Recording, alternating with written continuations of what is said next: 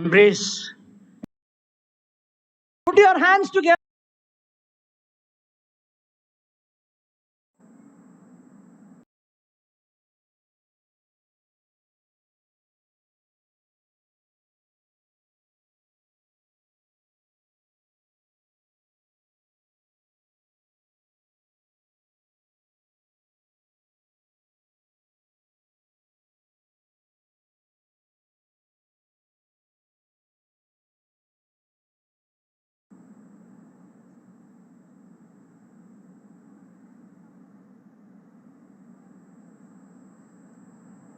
Please welcome our guest with a big round of applause. Put your hands together.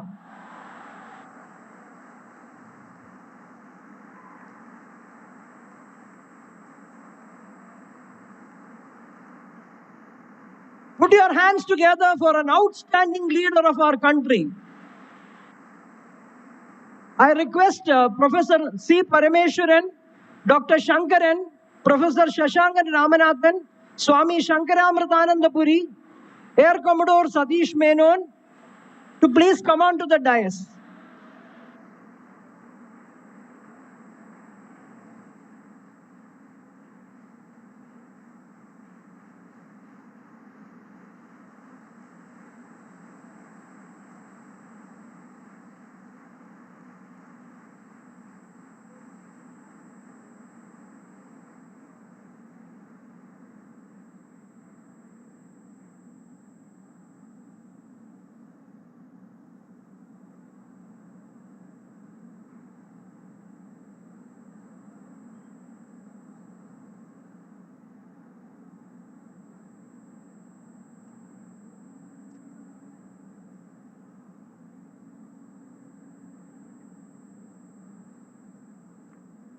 Arnu,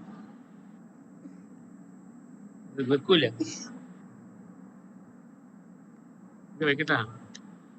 Wait a minute.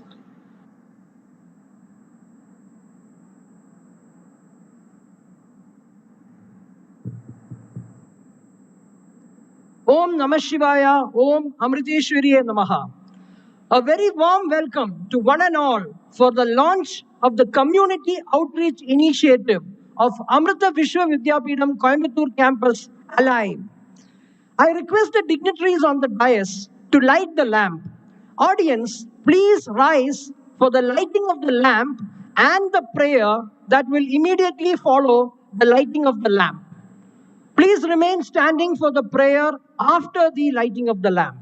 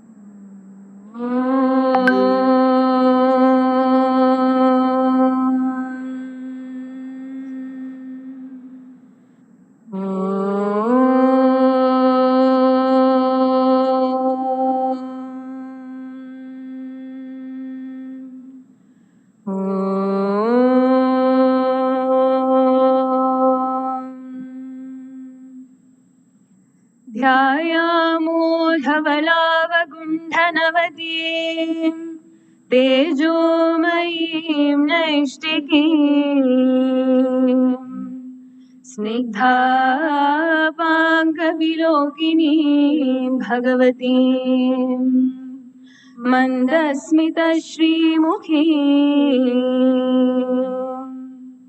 वात्सल्यामृतवर्षिणीं सुमधुरं सङ्कीर्तनालापिनीं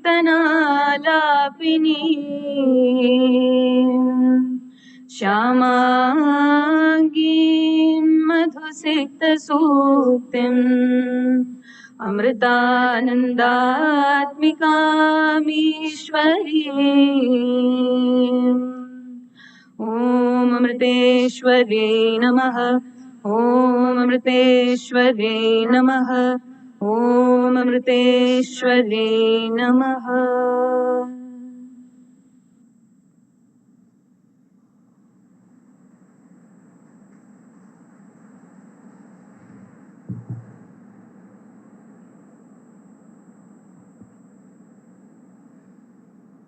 Amrita Vidyapeetham is inspired and guided by the Chancellor, Sadguru Shri Mata Amritanandamayi Devi, Amma, one of the foremost humanitarian leaders in the world today.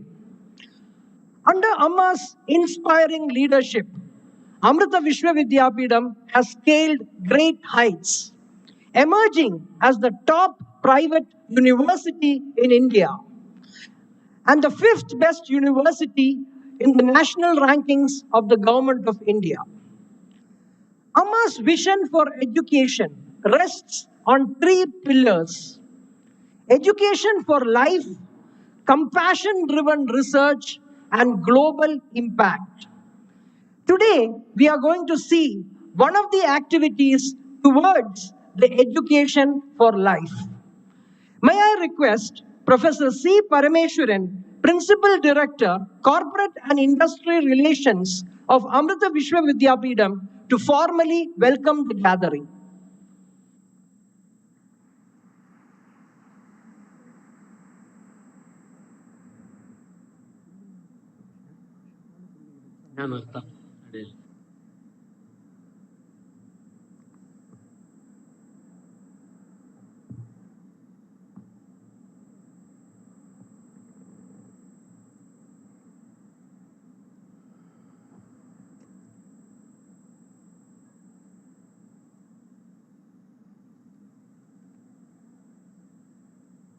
Om Amadeshwarye Namaha.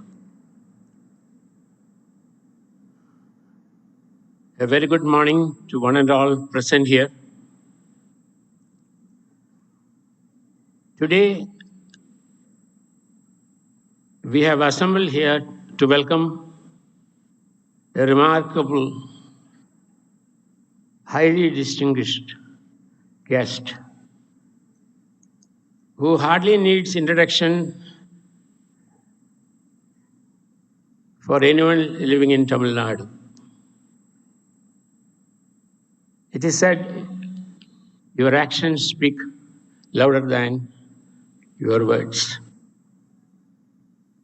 If that is so, there is no better example than our guest of the day,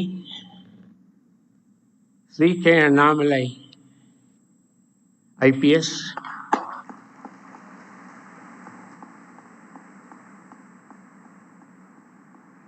who threw away a coveted career in the Indian Police Service to embrace a life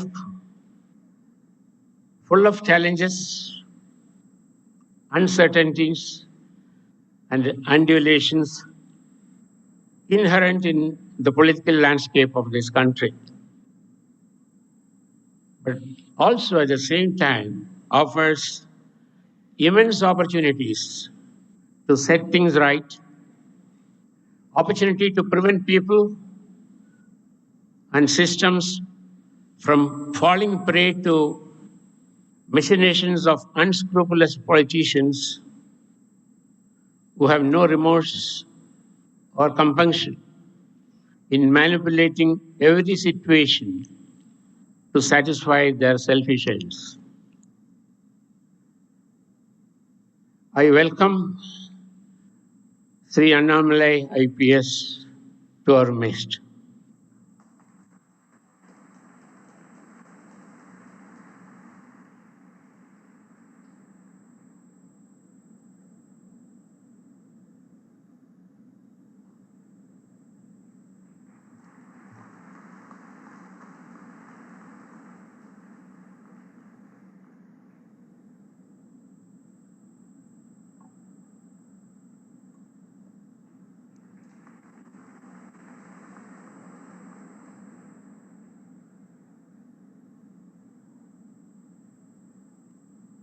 For the benefit of the audience,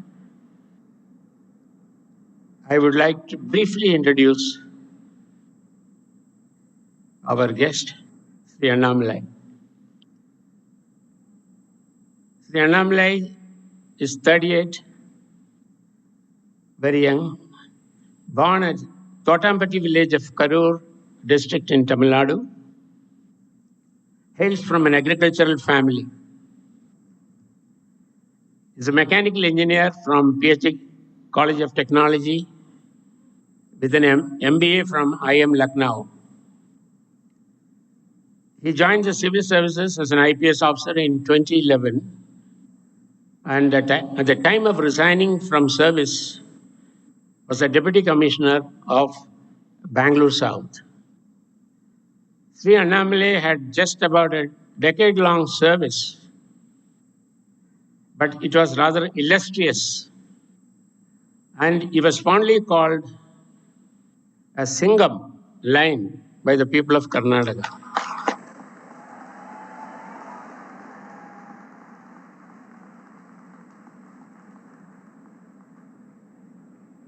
Working in coastal Malnad and in Bengaluru, Annamalai had his work spanning across almost the entire spectrum of civil policing and has left his indelible mark everywhere. His experiences, learnings, and perspectives are penned down in his book, Unmade by Khaki. Post resigning from service, Sri Annamalai has founded an organization in 2020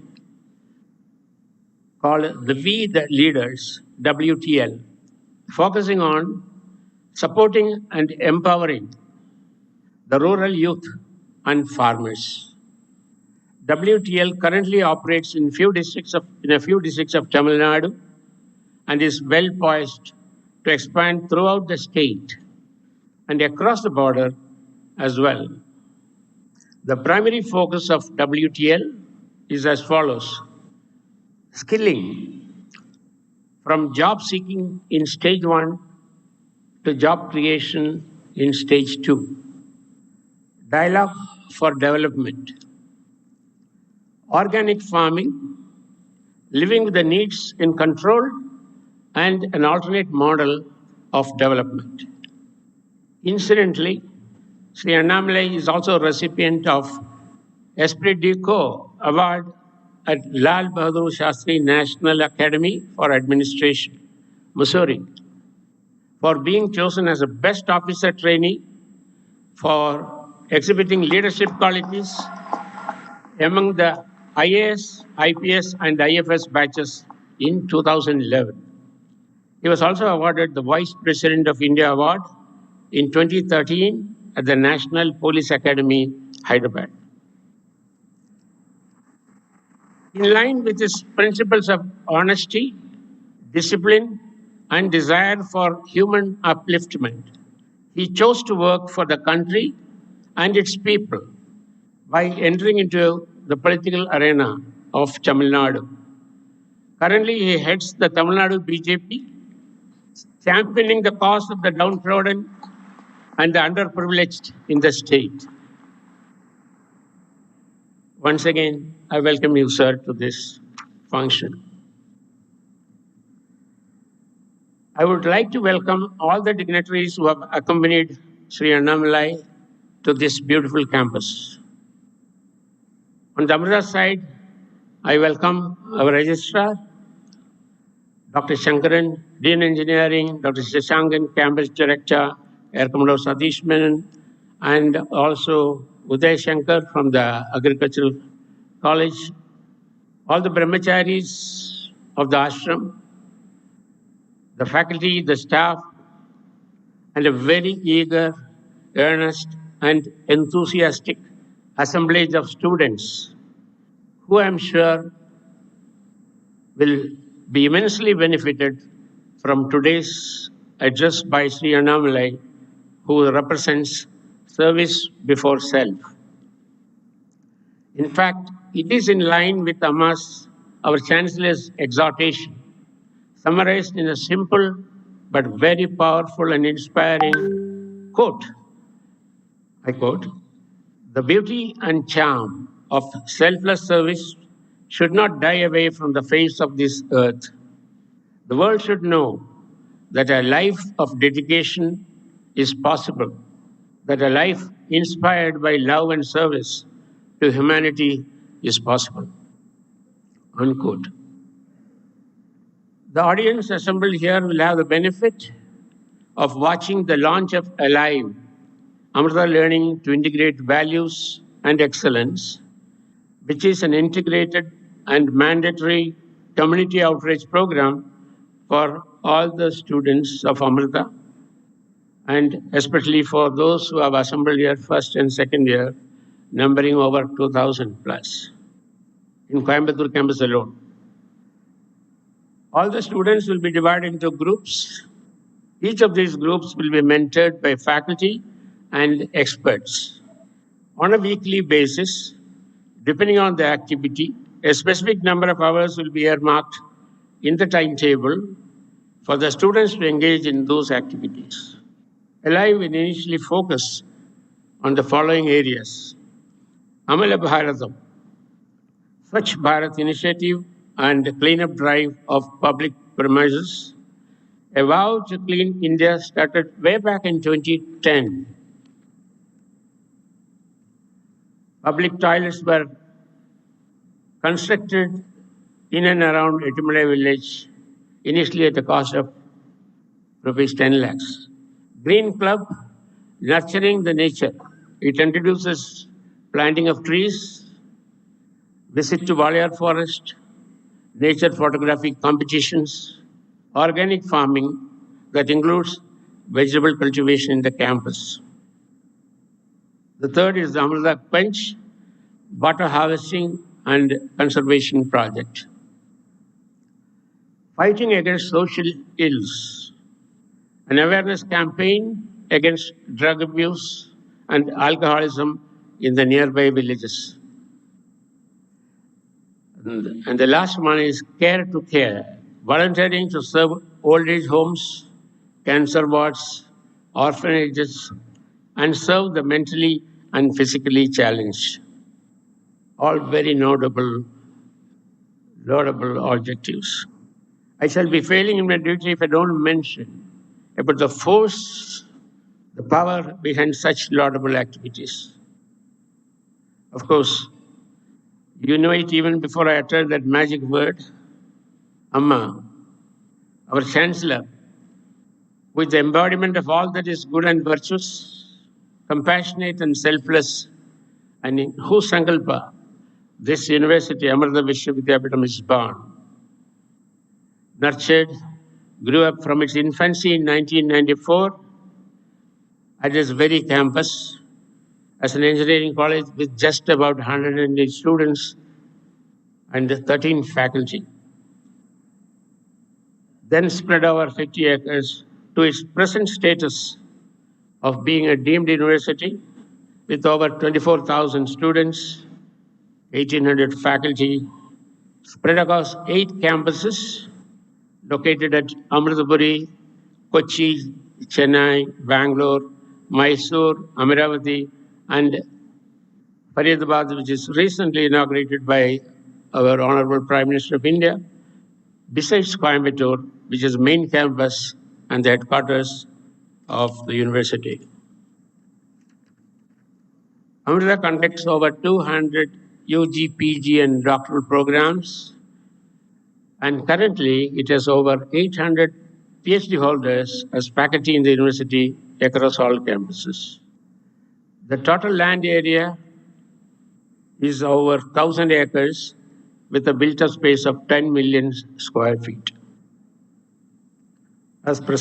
Prashant just now mentioned, our vision is inspired and guided by our Chancellor and rests on these 3 pillars of education for life, compassion-driven research, and global impact. All the students of Amrita University have ample opportunities for orientation in yoga, meditation, and cultural education, integrated Amrita meditation technique, IM technique, which help them achieve holistic development of mind and body. The students have also demonstrated their social commitment and community engagement by participating in various relief and rescue activities.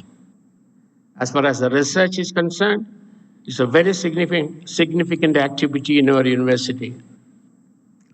Many centers of excellence have been started in cutting-edge areas like nanosciences, biomedical engineering, environmental sciences, molecular medicine, wireless sensor networks, computational engineering and networking, cybersecurity, biostatistics, automotive technologies, green materials, etc., with the support of major national laboratories, industry leaders, and government agencies. And as for the global impact, we offer a wide range of full-time and part-time opportunities, such as student exchange programs, dual degree master's programs, study abroad program, internships, summer school programs, the Live-in Labs program, that is experiential learning in rural India, and joint PhD programs.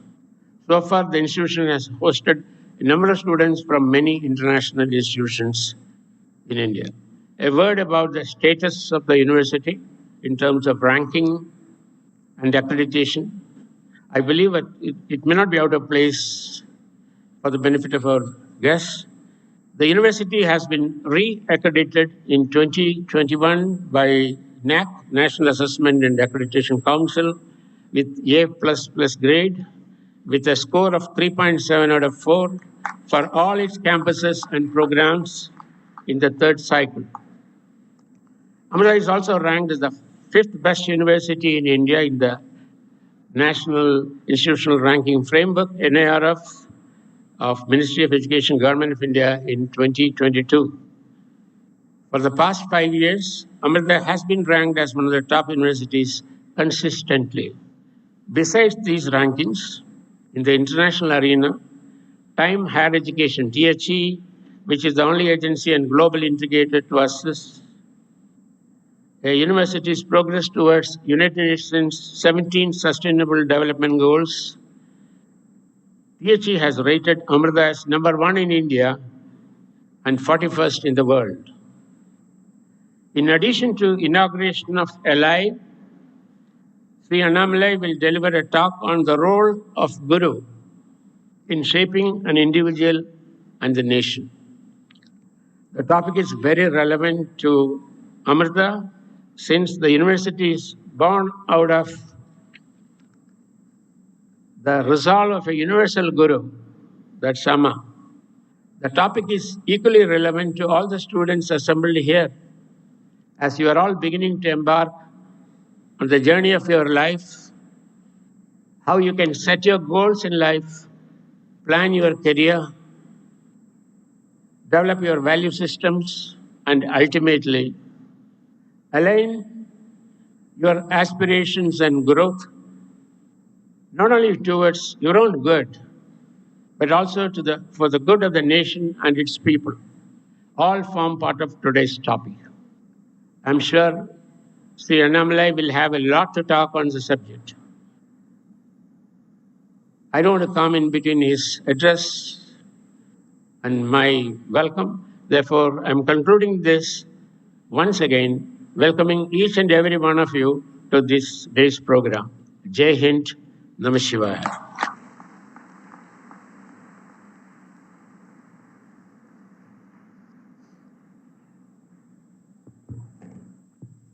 Thank you, sir. We are blessed by the presence of a senior disciple of our beloved Amma, Swami Shankaramritananda Puri. I request Swamiji to deliver a benedictory address.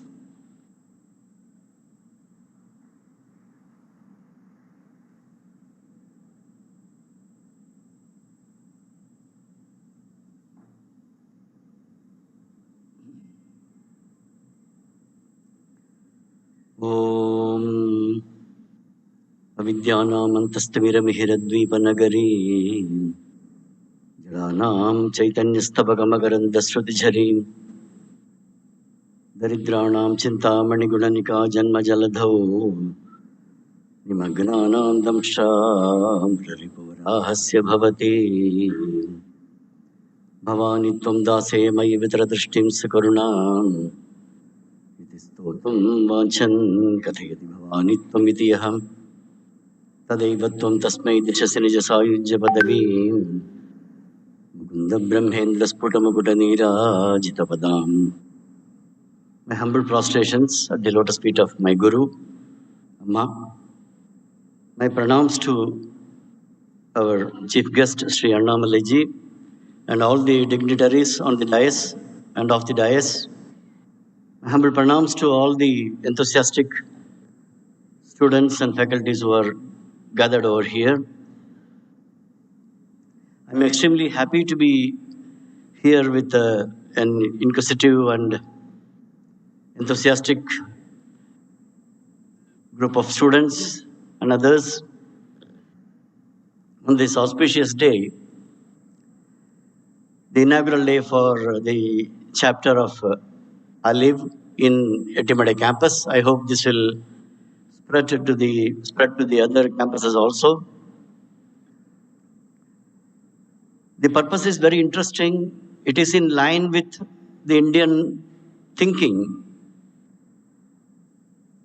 The purpose of education is not just to get a certificate or a paper, but to transform ourselves, to become better and better every day. A normal person becomes Uttama, Uttama person becomes Uttama, Uttama becomes a Jivan Mukta. This way, the self-transformation is the purpose of education. It is told in the Upanishads that Vidya Amritamashrute, the immortality is the purpose of education. I'll be speaking very briefly because I think that it is important. I studied in a very normal government school, and in fact, I failed in my 10th standard. It's not a thing to be appreciated. But I met Amma in 1986 When she came to Coimbatore, I was a student at that point of time in Siddhaputtur temple, Ayyappa temple, on a Kartika day when there were thousands of lights were lit. Amma came from a very long journey without taking any rest. She directly came to the venue and she conducted a bhajan program. She didn't speak much. But one thing that impressed my mind and still is inspiring me that I would like to share with all of you at this occasion. A person introducing Amma told that how much of travel and effort Amma has taken to come over there and give that program, to conduct that program. It was a very long bhajan as well as darshan. He was pointing out that thousands of lamps were lit outside.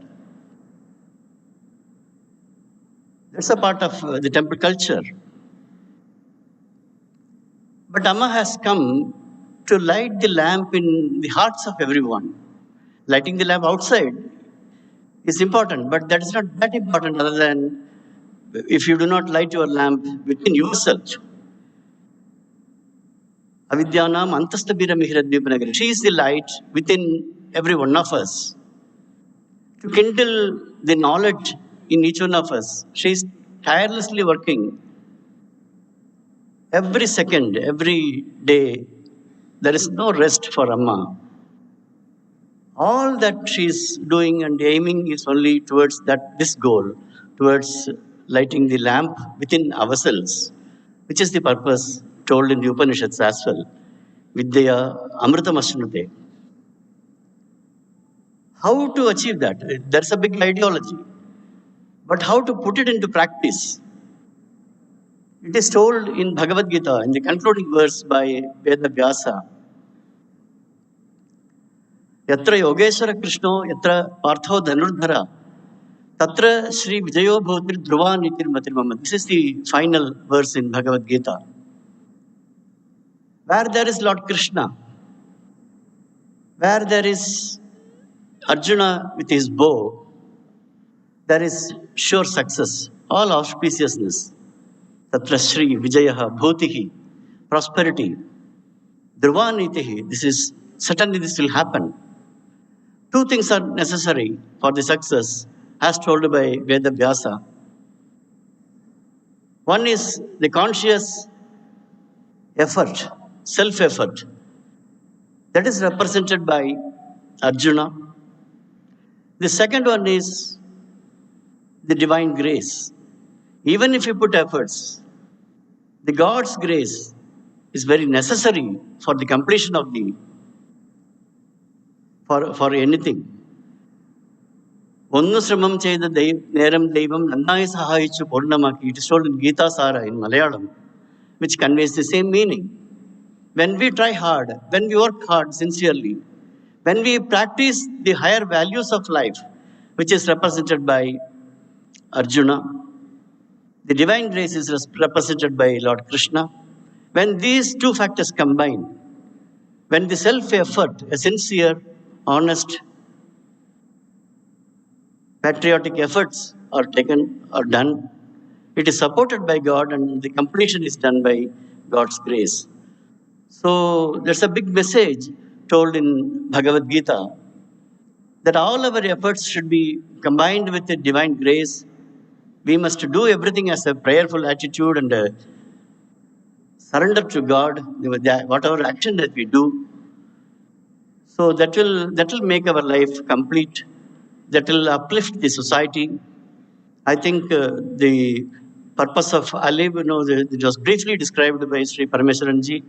I hope the ideologies will go on expanding according to the needs, according to the participation of all of you. It is inaugurated by a very eminent and suitable person who is contributing to the upliftment of the society through honest and proper means. So I'm happy that it is being inaugurated today. I'm extremely happy to be invited for this program, honored to be a part of this program and participate in this noble venture.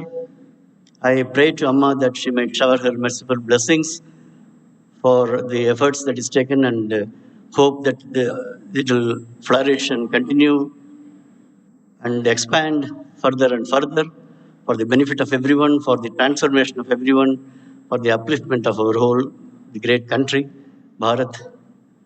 So with these few words, I conclude my speech, and thank you one and all for patient hearing.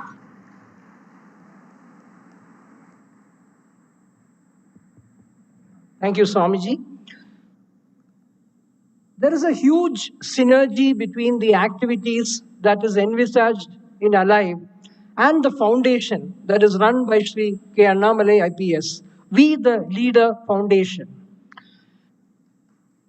We the Leader Foundation has been started by like-minded individuals with the aim to contribute our part in making our society and in turn our country great. To do that, We the Leader Foundation aims to instill a culture of honest conversation, open dialogue, and being the change that we want to see. Too much pessimism is being woven into our national fabric with evils such as corruption, lack of accountability, and zero to nil enlightened leadership continuing to be our way. Such noble vision of an NGO finds a lot of resonance in what we are planning to do in the Alive activity. To give you a quick brief supplementing to what Professor C. Parameswaran said about the Alive activity, societal and community outreach activities have always been part of Amrita's DNA. Led by our university's pro-chancellor, Swami Abhayamritananda Puri, our students have participated in disaster relief and rehabilitation activities across the length and breadth of this country. To quote a few in our state, the tsunami relief activities in Tamil Nadu in 2005 and 6, the Chennai flood relief activities in 2015. Many of our student clubs are involved in several community outreach activities. Alive, Amrita Learning to integrate values and excellence is an initiative to integrate all these activities, all the societal community development activities under a single umbrella. On a weekly basis, a specific number of hours will be earmarked in the timetable for all the students to engage. And as mentioned by Professor Parameswaran, the activities will include green and sustainable activities, water harvesting, Swachh Bharat, awareness programs against social evils, holistic personality, and also preservation and promotion of the lofty heritage and history of our country. Alive will also see our students volunteering for the underprivileged sections of society. At this juncture, I would like to recall the guidance that has come for this program from two of Amma's senior-most disciples, namely Sampujya Swami Purnamritananda Puri, who is the General Secretary of the Mata Amritanandamayi Mutt, and Swami Tapasya Amritananda Puri. These senior disciples of Amma have given a lot of inputs in articulating the vision for Alive. Truly a historic occasion. I request our chief guest, Sri K. Annamalai IPS, to launch this historic initiative for the students of Amrita Vidyapeetham, Coimbatore campus. I request the dignitaries on the dais to join.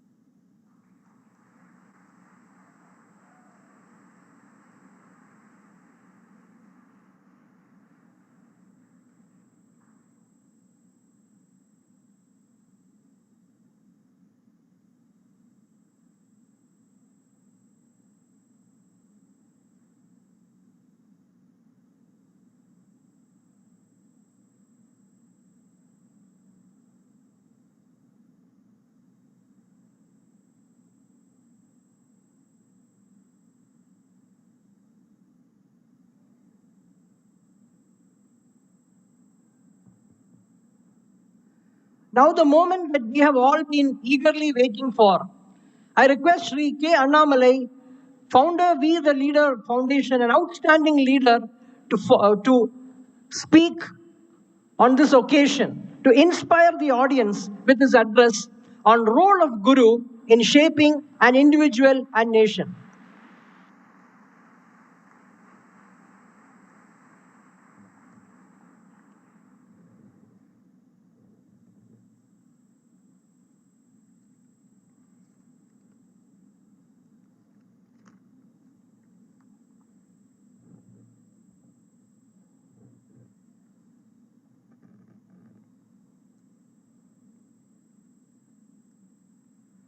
அனைவருக்கும் என்னுடைய அன்பான காலை வணக்கம். My namaskaram to you all. It's a great occasion for me to come here to stand in this very prestigious campus, which is inspired by a vision, inspired by a great vision of producing holistic individuals, well-rounded human beings after their graduation from the Zettimadai campus will come into this world and make a better world. With that inspiration, this university is formed. And all of you, the students who are here, are more like Sishyas. You are not no more a student. It is more like a Sishya in a very traditional educational setup with a lot of discipline and also an opportunity for you to find who are you in the 3-4 years you spend in the campus. That is why I mentioned it's very inspiring to stand here. Not many universities and institutions will have this kind of a lofty ideal in starting a university in the first place.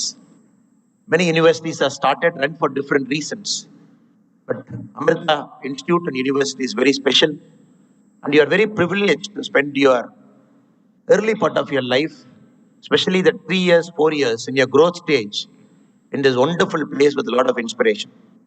There are some very eminent people in the stage. Swami Sankar Amritananda Puri Swami, who gave his benediction address, who has blessed us all, and who wanted this Alive program to be a very transformational program. I seek Swamiji's blessings. Professor C. Parameshwaran, Principal Director, Corporate and Industry Relations, who gave an overview of what this university is all about, what we are trying to do. And the Campus Director, Air Commodore Satish Menanji Avargal, and the Head IQAC, Dr. Prashant R. Nair, and Dean School of Engineering, Sasankan Ramanathan Ji, and all the Swamijis who are here, Brahmachari Swamijis who are here, faculty members who are here, and very importantly, the great students who are here. I also seek the divine blessings of Amritananda Mai Amma. I seek refuge in her lotus feet. I urge Amma to guide all of us, to give her blessings and continue to be with us as we live in this mortal world. It's a very important topic. I don't think, especially in an educational setup, they invite a guest to come and talk about the role of Guru in shaping an individual and a nation. Normally, these are not spoken in an educational institution. It requires a very inspired educational institution to get into this area where invite people to talk about Guru, talk about how we can shape you as a person and our society as a whole and our nation as a larger component. The concept of Guru is also diminishing in many ways. No more, we try to seek Guru in this 21st century with a lot of technology and information available in our handtips, where it is all in a mobile phone. You can Google anything and everything you want. And many of us think somehow we have all the answers in the world in our fingertips. There is no more reason to seek. A Guru and Shishya, the bonding is very special. The bonding is not of learning. The bonding is not of teaching. The bonding is of seeking. The concept of seeking is of a higher pedestal than a mere learning or teaching. A Guru and Shishya only will have that relationship of seeking. But somehow the educational model, some of the areas around us, the online models, offline models, Google. Many people, if you ask who's your Guru, they say it is Google. Because Google gives me everything. I just Google it, it is all in the fingertip. But for the young friends, sometimes we need to remind them, a Guru Shishya Parampara, that is the basis of our Bharat. That is the basis of Sanatana Dharma. That is the basis of our existence here in this wonderful country. The basis itself is seeking. It is not that anybody can become somebody's Guru. It is not that anybody can become somebody's Shishya. There is a certain bond that needs to be developed, a certain acceptance, or a certain seeking that needs to be established before a Guru and a Shishya bond gets developed. If you look at the Indian country as a whole, the Bharat as a nation, if you survey it from the north to south, from the great Kashmir, and even before that, the Afghanistan, Pakistan, or the extended Bharat, what we call the Akhand Bharat, till the tip of Kanyakumari, when we look at it in totality, a lot of Guru Shishya bond inspires us. A lot of Guru Shishya bond, different points of time, age-old relationships, it inspires us.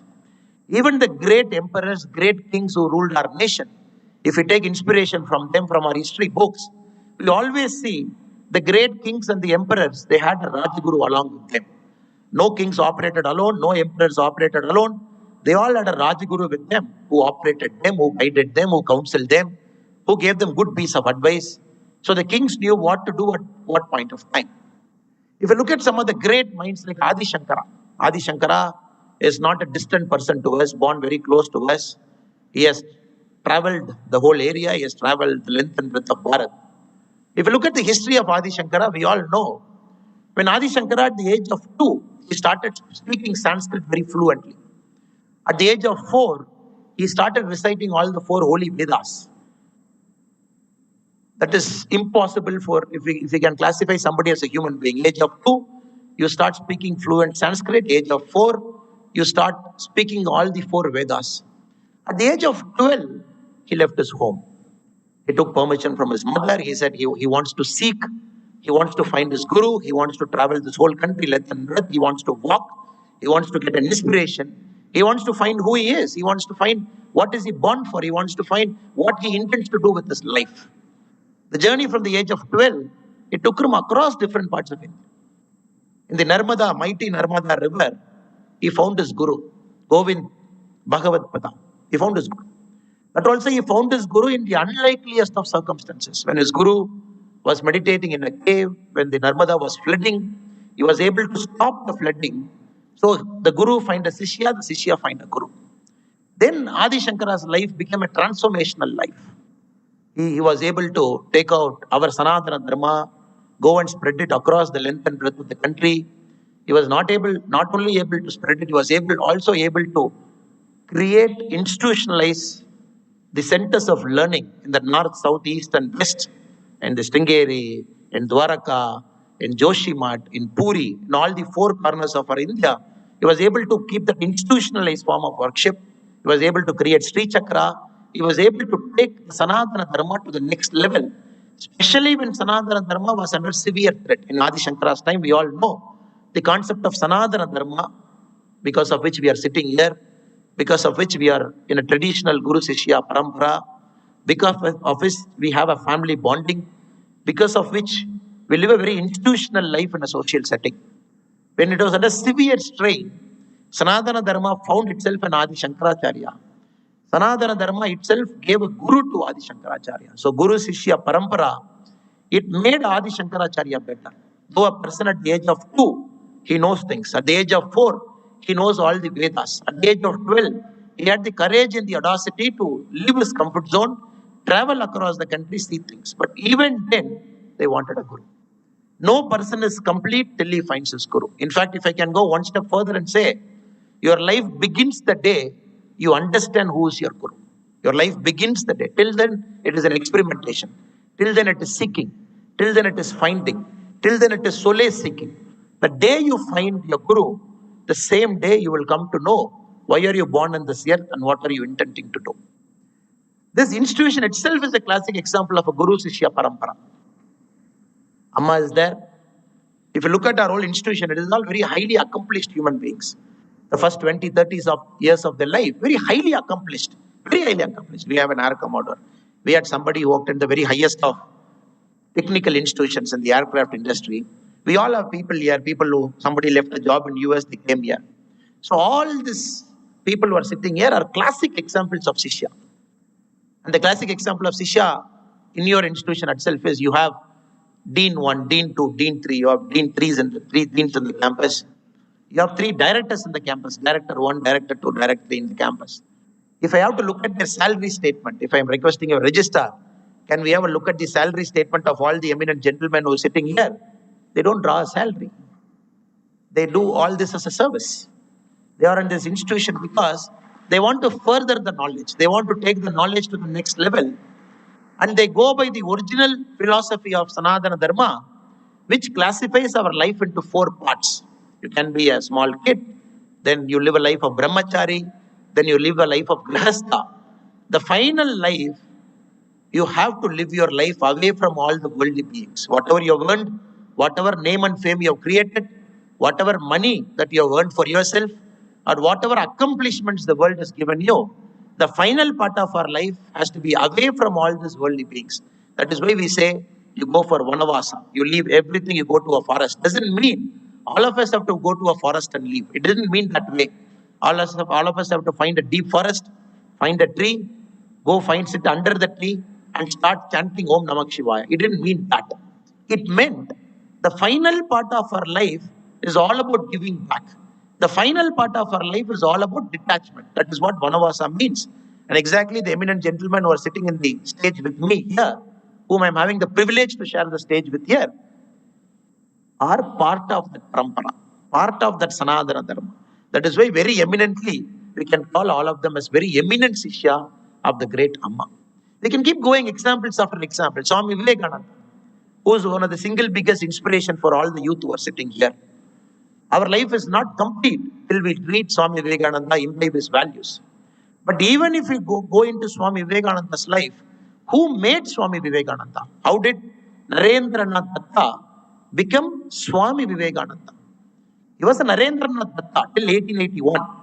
1881 is the year when he met his Guru, Ramakrishna Paramahamsa.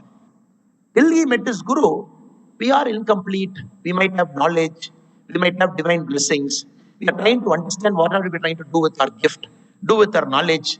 Is it this knowledge is to be going to put because we need to earn money for ourselves?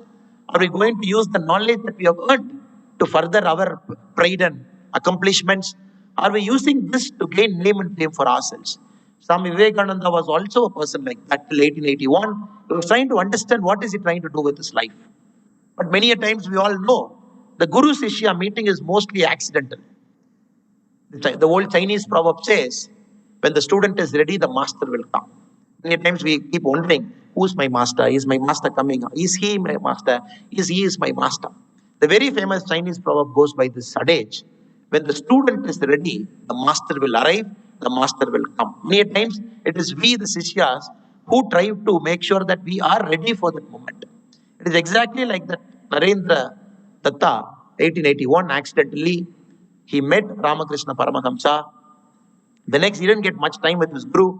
He got about 5 years before Ramakrishna Paramahamsa passed away. That 5 years transformed his life, everything. Ramakrishna Paramahamsa was a great man, we all know, after whose name we all have different. Now, Ramakrishna order is there. We are trying and find the highest state of the human elevation. We try and seek from him. But when Swami Vivekananda met him as Narendra Datta, it was more about trying to learn a technique so that he will live his life peacefully. Or trying to learn specifically the technique of Nirvilkapa Samadhi, so that once he understands, Narendra Datta felt he can elevate himself from the other human beings and live his life of bliss. But Ramakrishna Paramahamsa never taught him what Nirvilkapa Samadhi is. He said, don't need at this point of time. You don't need it. Your life is destined for something else. Your life is not meant to sit with me, understand this technique of Samadhi, which is part of a yoga, maybe the highest state of yogic presence.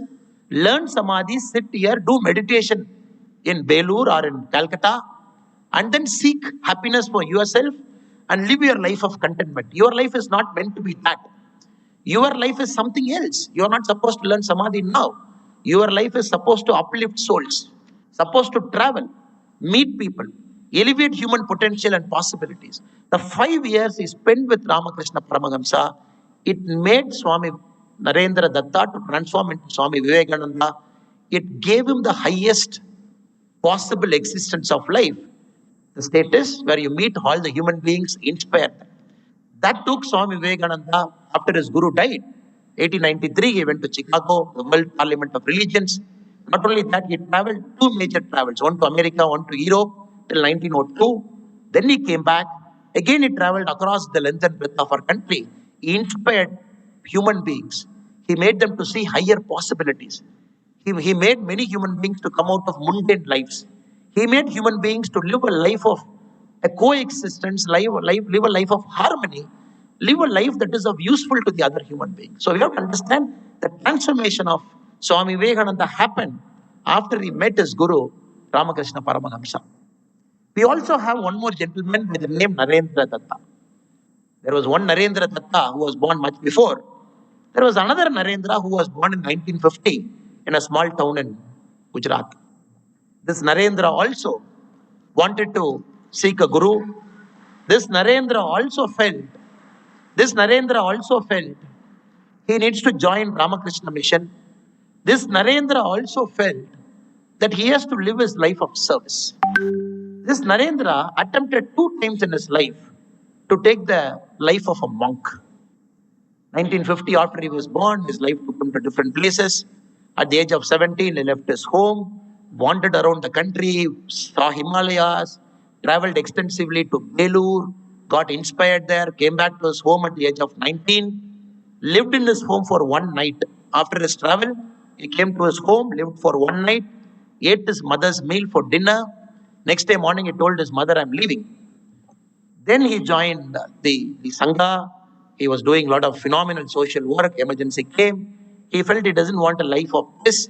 He wanted a life of peaceful coexistence.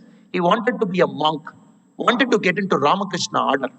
Went to Rajkot, met Swami Astamayanda, told him, accept me as your disciple. I wanted to be a monk.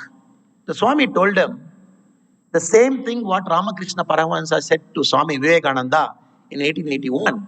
The Swami told this Narendra, who we call as Narendra Modi now, who is the Prime Minister of our country, he said, your life is not meant to be a monk.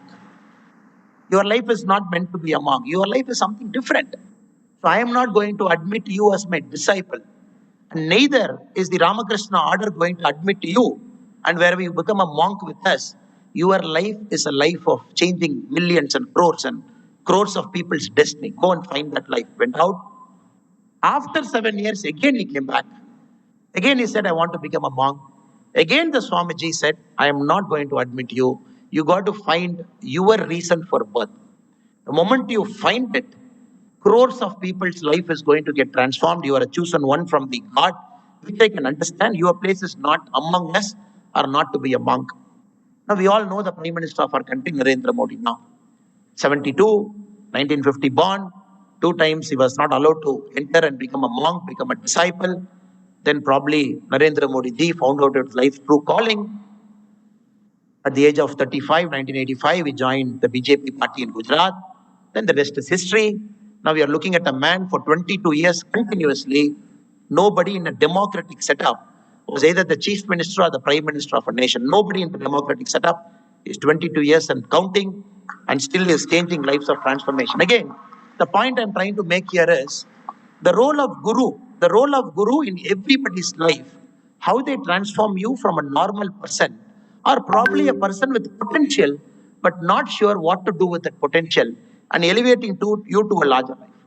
Again, if you get into Mahabharata, Mahabharata is a very beautiful story. It is not a story of war. It is not a story of 18 days war. It is not a story of human emotion. It is a story that is much higher. It is a story that is the essential of Sanatana Dharma itself. We all know Guru Dronacharya. Guru Dronacharya, when any disciple meets a guru, when he wants to learn, when he or she, the guru's mandate is to teach them without seeing their race, religion, color, or their status. That is the essential quality of being a guru. Both the Kauravas and the Pandavas learned their art from Dronacharya. But naturally, there could be some disciples who excel in their art, like Arjuna or Ekalavya, who excels in their art, who become masters in it. And you all know the Mahabharata war where uncles fought against nephews, they fought against cousins. It's a great story about human emotion, human tribulations, with the core essence of Sanatana Dharma, whether means is more important than ends or ends are more important than means. Why do you live a life? Why do you want to live a life? What is the larger purpose of life? The whole Mahabharata war for 18 days, it beautifully covers it. But the important points inside the story. Dronacharya, Ekalavya. Ekalavya, we all know, is a great warrior. But Ekalavya has to sacrifice his thumb. He has to give his thumb, which made him immobile, which made all the art that he has learned, the art of archery, which he was excelling, one of the best at it, but he has to sacrifice his thumb for the Guru, for the simple reason his Guru felt which of his Shishya can contribute more to humanity in a righteous and a just war. So everybody accepted the Guru without saying anything. Ekalavya, without even a faint murmur. He simply accepted. He said, okay, if my Guru is asking, it should be true. The Guru wants my thumb, I'm going to give my thumb. Which is making my whole art redundant, which is going to make me immobile, by which I cannot carry a bow and an arrow and fire arrows at will. He sacrificed his thumb. Because his Guru felt, again in the context of Mahabharata, it is for us to judge what Dronacharya did is right or wrong. Was he a right Guru or a wrong Guru? In what context he made Ekalavya to sacrifice his thumb? In what context the favor was given to Arjuna? In what context the scales of war got shifted? Because they felt one side of the war party had righteousness with it. The other side of the war did not have righteousness with it. So righteous side, the Arjuna side. Again, Arjuna had a Guru, Lord Krishna, where Arjuna was saying, look, I've learned everything. I know warcraft. I can take anybody anywhere in the world. I have a lot of astras with me. But I am not willing to kill my own blood. I am not willing to kill my own uncles. I don't have the courage to do it. It is Lord Krishna who has to go one step further and be a Guru in the battlefield, which is the whole essence of Bhagavad Gita, the Gita discourse, which is very subtle, very deep, where Lord Krishna has to play the role of a charioteer. When he shifted Arjuna in his chariot, they were going towards the war. In the heat of war, when Arjuna refused to fight, there Lord Krishna has to change his role to Guru and advise Arjuna, guide Arjuna, tell Arjuna what to do. Thereby the Mahabharata war came to a conclusion. So if we keep understanding the whole life, the great eminent people in terms of Guru Shishya Parampara, many things we understand that it is Guru who shapes us as good human beings, who gives us that vitality, who gives the completion of our life. In fact, as I said earlier, who gives the meaning to your life, or probably for you, the day you find your Guru, then probably that is the day your life starts. Now coming to the second question, how to find your Guru? Very important question. Who is your Guru?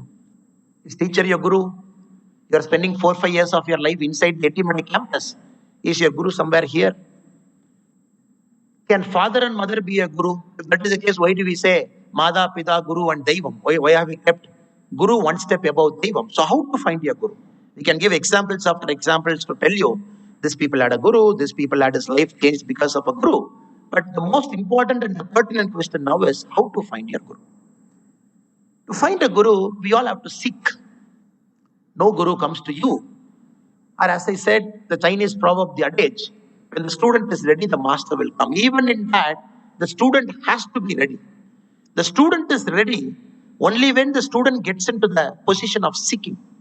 In fact, Alive, which we have inaugurated just now, which they gave an introduction for, I fundamentally believe if we start using Alive, the initiative properly, it will only help you, the students, to seek what you want in life.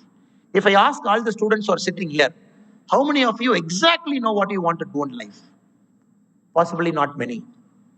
Even if you think that I exactly know this is what I want to do it in my life, maybe 1 or 2 years from now, when you graduate outside this campus, when you get into the real world will start testing you. Because we haven't seen much things in life. We have lived a very secluded life. Born to a father and mother, probably a privileged parents, and life has brought you to a very, very fabulous Annamalai campus right under the mountain, and you live 3 to 4 years of your life here, whatever discipline you do. But these are all very small part of your life that you have seen, very small part, very organized part, a life that is almost cultured, conditioned, which is helping you to live like this. With this, if you think You have made a decision about your life. I'm so sorry that you are very sadly mistaken. I also made this mistake. When I was in your age, when I was doing my engineering, I also felt I have to do this. Many people ask me, what do you want to do? I said, I wanted to be an entrepreneur, but I felt my education is not complete. Maybe I want to start a company in Coimbatore and give employment to people, start making products, sell it. Then life took me to my MBA, which was in Lucknow, which was in Uttar Pradesh. 2008 UP is much different from what is there in 2022 UP. That is much, much different. So that gave me a different idea of India, different idea of our fellow people, different idea of why are we living, different idea of what are we going to do with our knowledge. Though it was also a campus which was producing brilliant individuals who are going out of the campus, getting placements, earning 30 lakhs, 50 lakhs, 1 crore, 2 crore, 3 crore per annum, which was on the higher side. The same campus made me not to sit for placements because I felt after reaching there, staying in UP for 2 years, doing my course, I felt this is not the place where I was born, where I lived pretty much 20 years of my life. That was more an ordered life. This is not that. People kill here for 50 rupees. And people live very different lives than me. I am no more a person to go there and judge people. People live lives of their conditioning, their existence. Then I felt possibly this life is meant to find something truly beyond studies, truly beyond a degree. Somebody said a degree is a mere piece of paper with ink printed, with the grades printed. And probably even if you have come first in the class, it is only relative.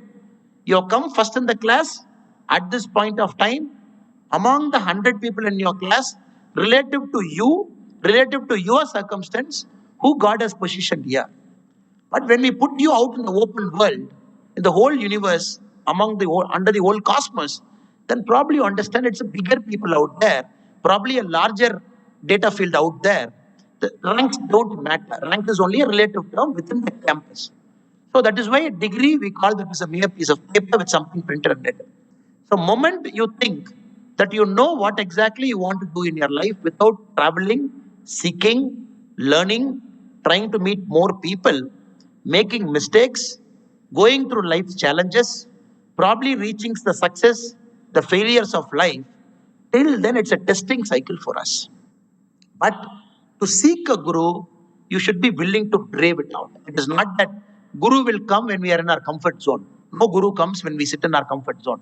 You got to leave your comfort zone. Many of them left comfort zone. Somebody has resigned a job. Somebody has left a job in high-paying job in US. He wants to change his whole life's meaning. He came here. Somebody is here because at the age of 20, they decided to be a brahmachari. They decided not to get into the worldly ways of life. They wanted to completely dedicate themselves for a larger cause. All those people have come out of comfort zone. Since they have chosen to come out of comfort zone, they were able to find their guru. Their guru need not be your guru. Your guru need not be their guru. Each guru is tailor-made for you. Universe has made a Sishya. The universe has made a guru. The universe is waiting for time and place so that the guru and the Sishyas get connected. So my humble request to all of you is go out of your comfort zone. Just sail out of your comfort zone. You are not going to get a scratch. The blood is not going to ooze out of your hands or from your legs or from your palm. The moment you decide to go out of your comfort zone, put yourself through the testing phase. Trust me, believe me, that is when the meaning of life slowly opens up to you. Then you find probably why God placed you in Amrita. You could have gone to some other college. You could have gone to some other state. Or probably you could have gone to an IIT. Or probably you could have gone to XYZ. Or probably, but why Amrita? Then you understand everything has a reason. It is nothing comes out of ordinary. Everything has a reason. The day you came to Amrita, there were some universal forces at play which made you to come to Amrita. So you might have choices in front of you, but the universe brought you to Amrita. Again, in this space, I'm using the word called Amrita because all of us are standing in the campus and talking now.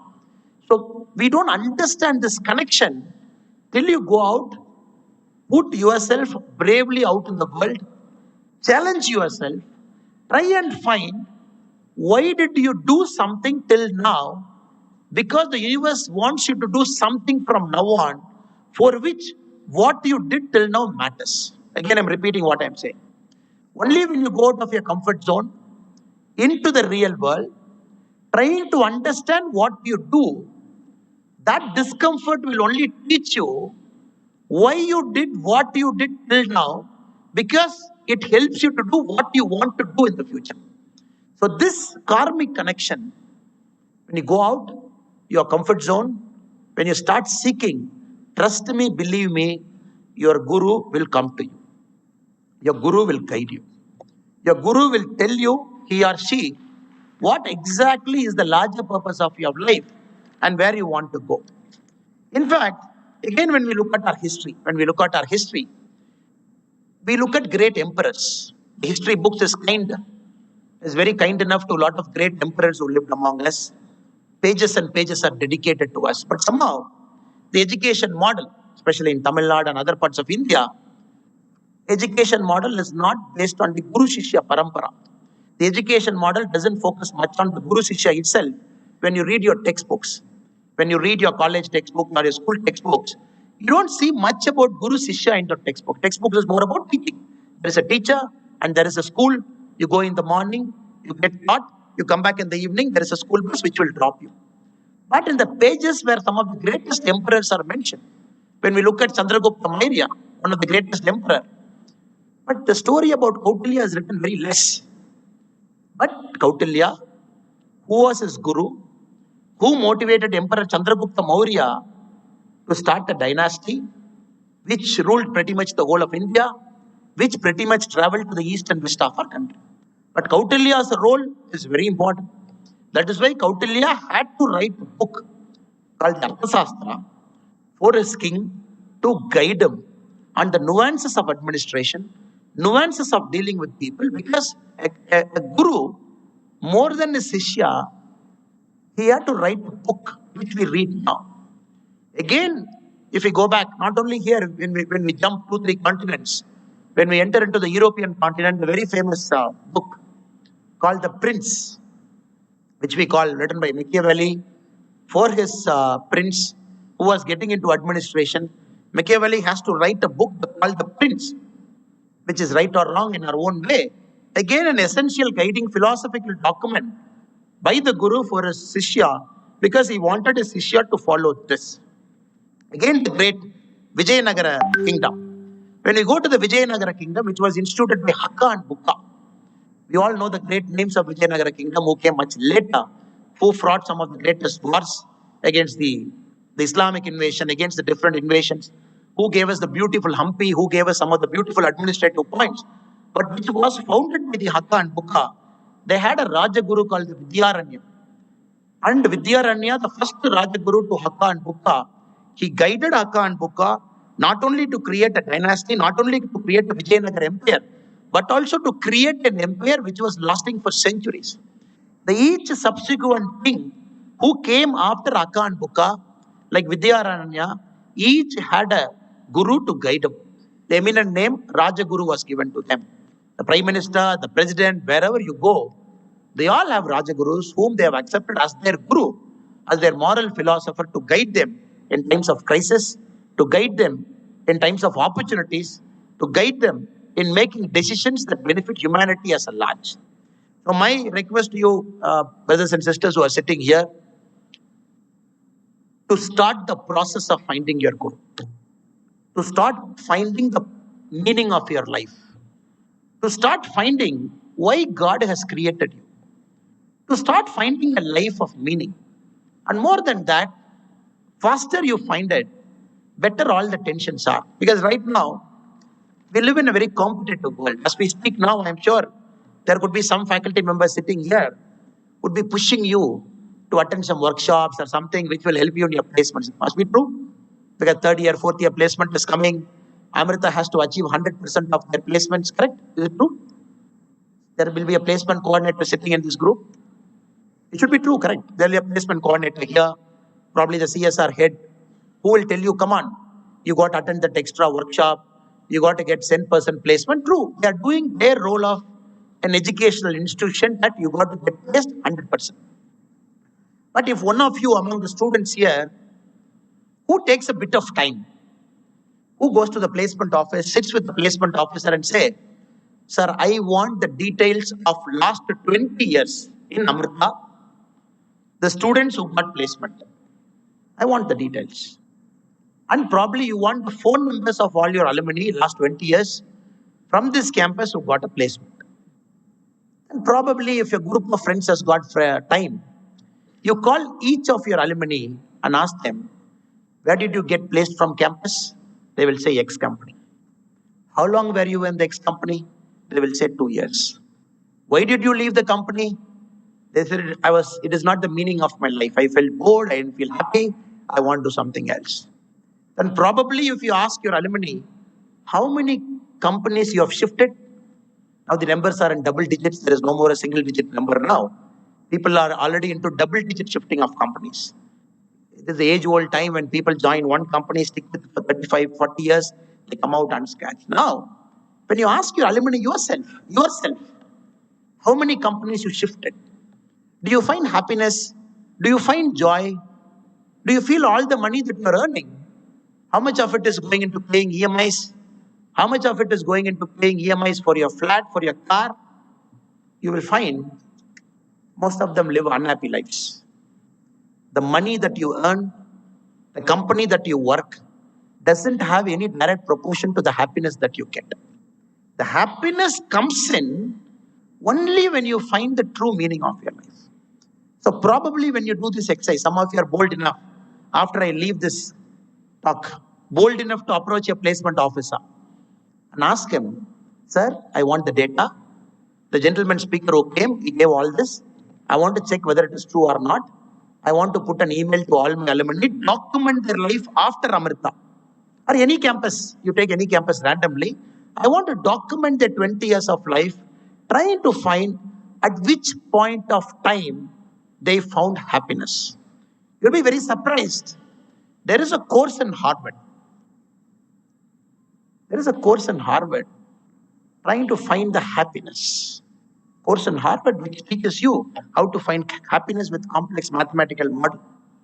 Or there is a course by the very famous professor. The name of the course is What Money Can't Buy by a very great professor called Michael Sandel. Michael Sandel is one of the greatest philosophical professors of our time, who teaches in Harvard, Stanford, and all some of the best institutions in the country, in the world. The course itself is What Money Can't Buy. So if you go to some of the best campuses in the world, no more they teach humanities, no more they teach technical, no more they teach engineering, no more they teach cutting-edge science. Some of the great universities in the world have already got into philosophy now. They've already started teaching philosophy. Now, many of the students, the credits, if you see, in many of the campuses, more than 50% credits they're giving to philosophical courses, trying to understand what is my life, trying to understand what is the happiness in my life, trying to understand, like Professor Michael Sandel.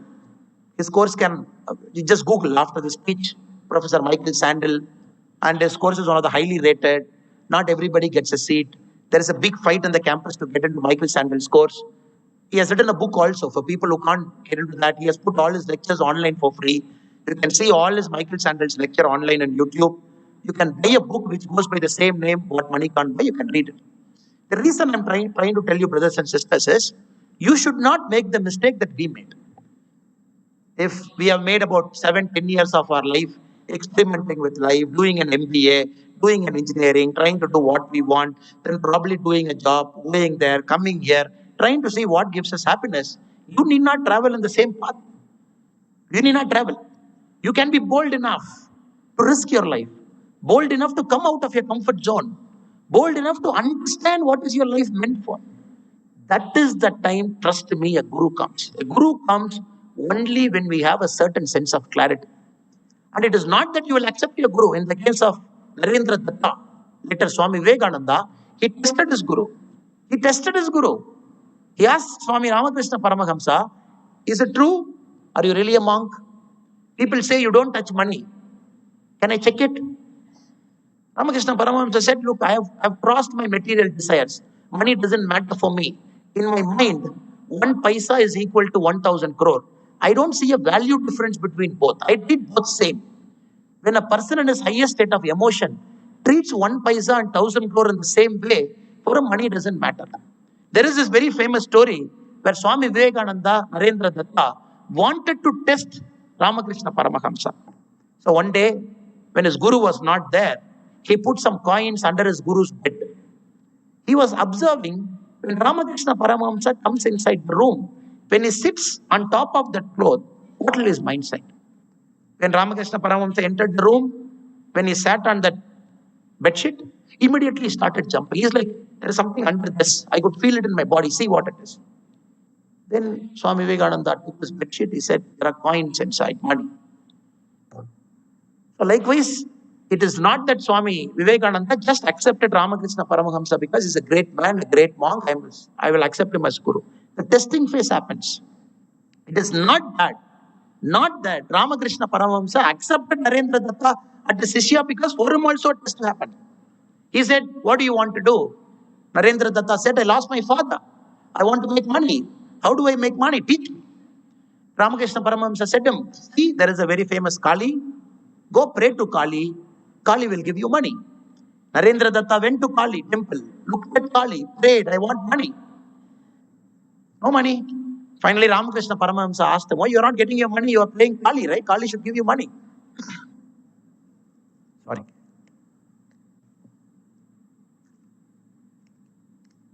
You are worshipping Kali. Kali should give you money. You are asking for money. Why are you not getting the money?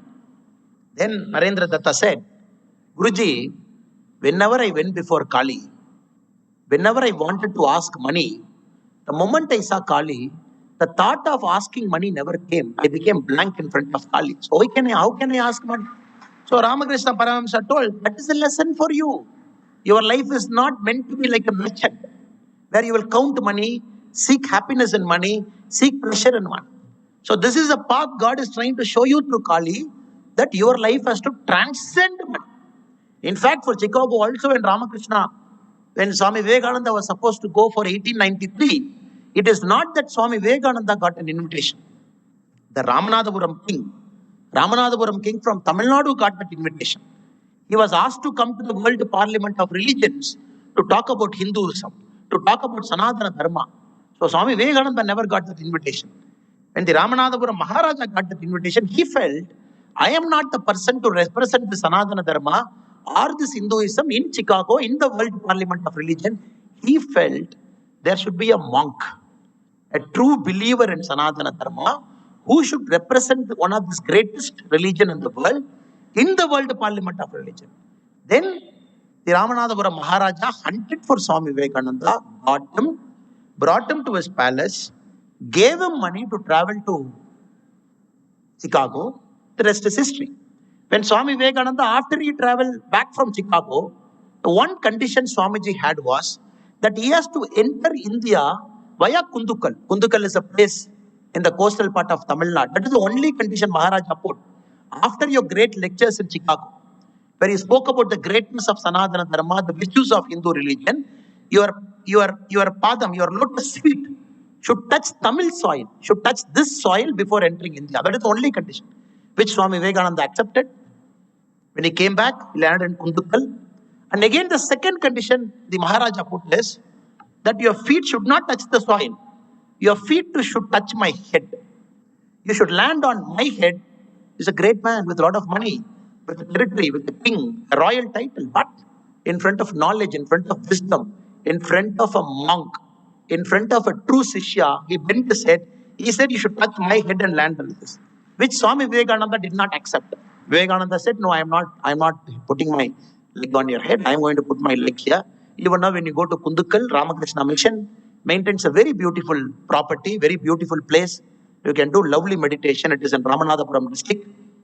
I request you, whenever you find time, to travel to that part of Tamil Nadu, to seek Kundukal, to seek the Ramakrishna Mission's building, to go there, find the exact place where Swami Vivekananda landed back into our country, put his first foot there, and do meditation. So the cycle is Vivekananda in 1881 where, to Vivekananda in 1893 where, the dramatic transformation, who wants money because his father died, to a person who was willing to transcend beyond that to live his life on purity for the human soul elevation. That's a remarkable story. That is why, brothers and sisters, though I keep shuffling between history, shuffling between what is happening now, shuffling between a bit of philosophy. But the essential thing is, gurus have shaped our nation, without a doubt. Reason because gurus have shaped human beings. And human beings have shaped our nation. So without guru, none of it is possible. My last bit of advice is, when we look at campuses now, many campuses have become places of competition. Places of competition. I compete with you, you compete with me. Somehow we take that competition into real world. Somehow we take that competition into jobs. That is the main reason for us leaving jobs. After that story of 20 years of your alumni who have left jobs, probably when you sit down with your faculty members, try and understand, why did people leave so many jobs? Probably you will understand many of them took their competitiveness from the campus into their job also. Competitiveness means they're giving you 12 lakh salary. Let us imagine in a company 1 lakh per month. Let us take it as an example. Your life is perfectly fine. You are living within your means. You have a family. You are taking care of it. But why do you want that next 3 lakhs? Only because that money is extra. Maybe you want to go to that company. You're shifting. Then probably after 2 years, you want that extra another 10 lakhs more because you can make your material comfort more. You go there. This is exactly Swami Vivekananda. He describes human mind. He says a human mind is like a monkey. Monkeys are good. Monkeys are not bad. Monkeys, they jump from place to place. Monkeys are okay. And many a time we have monkey gods also. True God, we worship them. And Vivekananda, he goes one step further. He says, it is not an ordinary monkey, but a drunk monkey. A monkey which has drunk toddy, which is drunk. Toddy monkey is also okay. Sometimes it is abnormal, sometimes it is normal. So, chalega. And Vivekananda ji goes one step further. He says, not a drunken monkey, it is a monkey that is drunk, after that bitten by a scorpion. Just imagine, 3 things are happening. Monkey, the nature itself is jumping. That monkey is drunk, and that monkey is bitten by a scorpion in a tree. Just imagine the level of uncertainty and panic that monkey will have. So Vivekananda says, a human mind, if it is not conditioned well, he says your mind is worse than a drunken monkey bitten by a scorpion.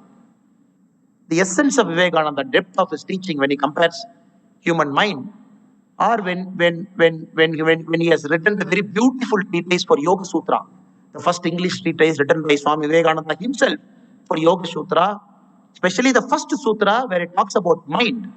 He talks about the mind is much worse than a drunken monkey bitten by a scorpion.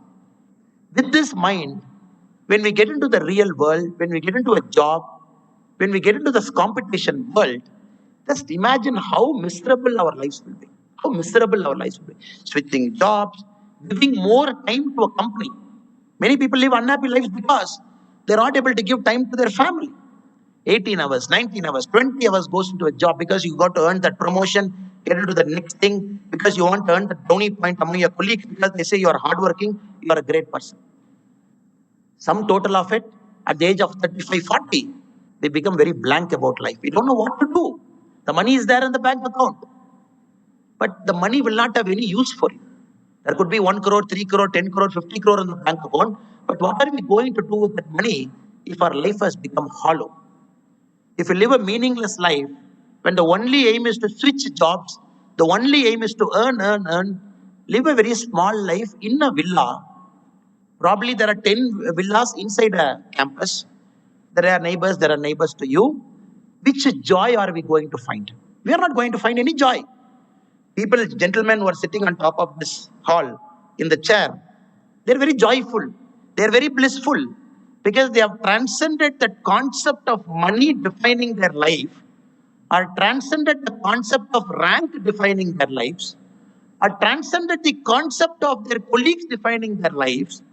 They have defined their life as a life of meaning. This shift is very important to us. You might see, oh, Parameshwaranji is very strict. Our dean is very strict. Or probably some gentleman who is sitting in the row is very strict. You might see. But their concept of strictness is because, I don't know whether they're strict or not, but being strict is not wrong. They should be strict, which I believe now. Being strict is not to harm us.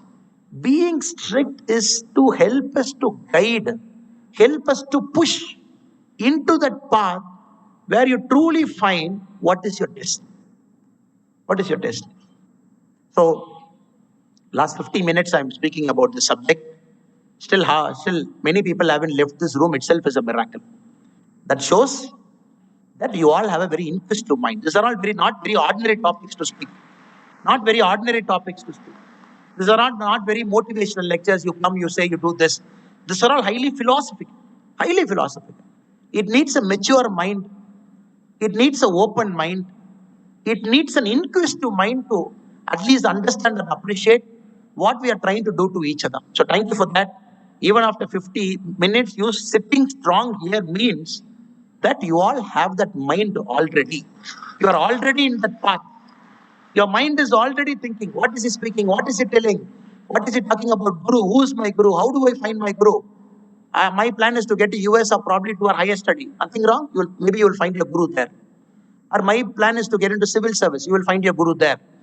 But provided, if it becomes a life of service, not a life of servitude to an organization, to a corporate company, or to somebody where we are just being like a bondage there to earn money, to gain our prestige. So I humbly submit my thoughts to you.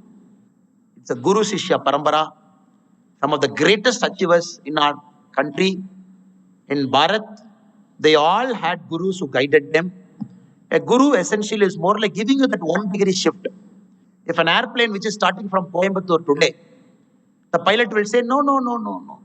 I am going to just take off with a ½ degree shift towards right. Let us imagine the pilot is telling, no, I am a skilled pilot. It's a beautiful aircraft, highly maintained aircraft. 216 passengers are sitting inside. The plane is supposed to go from Coimbatore to Calcutta. But somehow the pilot in his wisdom says, I am going to take a ½ degree shift in my life. The takeoff will be ½ degree. If the plane deviates ½ degree from the starting point, my dear brothers and sisters, probably he might land in Vietnam or Indonesia, probably somewhere else, but not in Calcutta. So our life is all about that ½ degree shift. The small mistakes, the small shifts we take, the small decisions we make without fully not understanding the gravity of our life. So let us seek our Guru. Let us seek our Guru by paying our dakshina, by being a good seeker, by keeping an open mind, so that we don't take that ½ degree shift. Even if we take that ½ degree shift, it should be a shift with a purpose. Maybe accidentally that ½ degree might take you to a new place, agreed. But that has to be with meaning, not because of an ego I am taking a ½ degree shift. So I hope and pray under the lotus feet of Amma that you all should find your Guru very soon. And that Guru should guide you.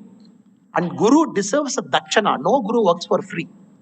In this material world, dakshana doesn't mean a check or an ATM card transaction or a Paytm or a Google Pay, where you put it to your Guru's cell phone and say, my dakshana is done. The dakshana is something more. Dakshana is giving a thumb. A dakshana is beyond that also. Sometimes when the Guru feels that you have to live your life of this out of your comfort zone, which Ramakrishna Paramahamsa told Swami Vivekananda, do this, which Swami Vivekananda are willing to do that out of his comfort zone. That is a dakshana for your Guru. Many a time what you hear from your Guru will not be pleasing to your ears, will not be nice. You will not feel happy. But if you trust that Guru, you got to trust that wisdom. Because the Guru knows something which your mind doesn't know now, because your mind is clouded. It is like a monkey, a drunk monkey bitten by a scorpion. So many a time, even when you find a Guru, please don't allow your self-doubt to overtake the wisdom of that Guru. Sometimes trust him or her fully. Even if it is inconvenient, you trust it. Because it will take you to a place where you are supposed to go, where your destiny is supposed to take you. Trust that process, trust the karmic connection, find out that Guru faster, develop that mind of seeking, and live a life of joy, happiness, blissfulness, of meaning to others. Last but not the least, I have to thank the volunteers from We the Leaders Foundation. We the Leaders Foundation is purely run by these volunteers like them. Somebody is an architect, somebody is a doctor standing there, somebody is a businessman, somebody is an engineer. But they all chose to give their time. I call myself as only a mentor, and I don't call myself as a chairman or a leader. Somebody, I'm one among them, they're one among me and one among us. So these people have decided to give a part of their time to a foundation which is trying to do something that is greater than our life's existence. Maybe change somebody's farming habits, change somebody's reading habits, change somebody's learning habits. Create a dialogue-oriented development where people will talk among themselves and decide what kind of development model they want. So all the gentlemen standing in the white shirts, I really appreciate them. I really thank them for keeping this foundation running, for giving me an opportunity to come and meet you in this wonderful Annamalai campus. So with this, my pranams to all the Guruji sitting here, my humble pranams to Amma. So you all should find your Guru sooner. Thank you so much. Bharat Mata Ki Jai.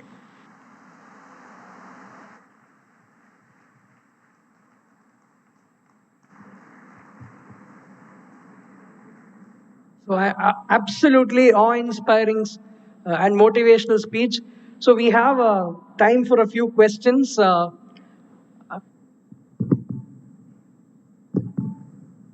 Please ask the youth. Good morning, sir. Please introduce yourself and ask the question. I am Ananya R from second year CSE.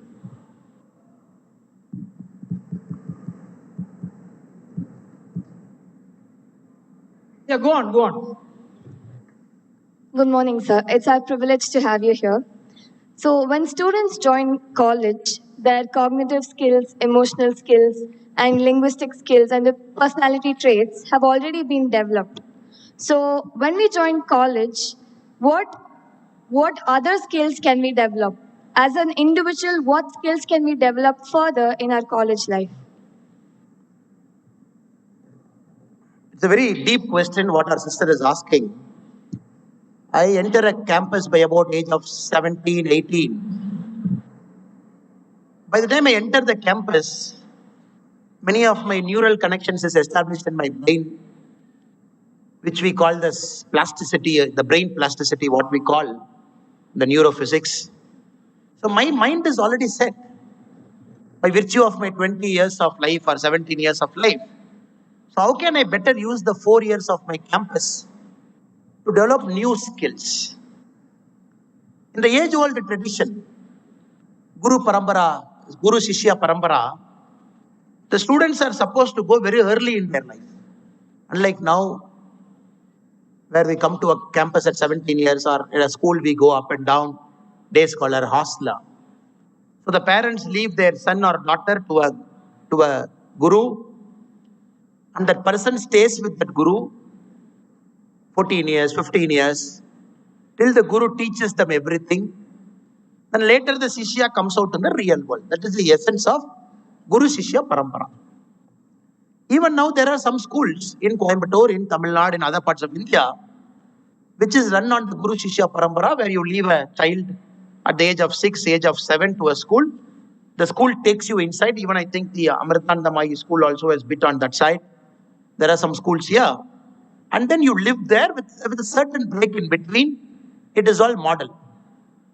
And the house teacher says inside the school, inside the hostel, where they call the house teacher, meaning the smaller guru, who's with you all the time. But we didn't have a choice. We all at the age of 17, 18 have decided to come to a campus. Now what can I do? Yes, you can do many great things now. The only thing is you got to tell your mind, life is a continuous process of learning. Life is a continuous process of seeking. If I ask the library inside here, probably if I ask the librarian, sir, how many students among the 24,000 students in the campus in Etimadai have come to library? Probably the librarian will say, except the library classes where we all are supposed to go, see the librarian, see them and come back. Probably the librarian might say, regular students among the 24,000 would be less than 1,000. I'm just giving a number. I hope Amrita Institute is better than that. Among the students who come to the library, how many students have picked up a book that is not their subject book? sister is a computer science graduate. Now blockchain and new things are there. Probably you might find that book and read it. If I ask the question, how many of you have picked up a book that is beyond your traditional learning? The numbers might come down to very few. So this is one area where I believe the seeking comes, where you can truly utilize this 4 years. Maybe some people are giving sound at the back, I don't know, where you're trying to tell me that all of you have gone to the library, all of you have picked up a book beyond your subject, and all of you are trying to read it. If that is the case, I'm very happy for you. So this is one area where you can really, really contribute, where you can try to seek. The library is here. Some of the greatest books are right inside. The second area is, a college is the only place where people accept you without judgment. Suppose you are standing up here, taking a mic, and you are speaking. Nobody will judge you. Nobody will judge you. The moment you leave the campus, you go to a corporate company, take a mic and speak. Everybody will say, why is this person speaking? This person is speaking because he wants to become closer to the chairman, or probably they want to get promotion. Why is he speaking? So everywhere in life, judgment comes. College is the only place where people don't judge you. People see you as their friend. People see you as their brother. People see you as their sister. People see you as their colleague. So that is something we all should learn from college. But without judgment, we can improve our skills. Somebody doesn't know English. You can tell your teacher, when this gentleman Annamalai is coming, why should the professor give the word of thanks, or why should the professor give welcome address? As a student, why can't I give welcome address to Annamalai? In front of this many people, if I speak, my stage fear is gone. Fantastic suggestion. But you have to meet your guru and request them. Sir, I've come here. I'm not good in English. I'm not good in stage speaking. Can you give me that opportunity where I go to a stage? Give a welcome address to the guest who is here, because I know I have done it. My English was not good. Very bad, probably above average.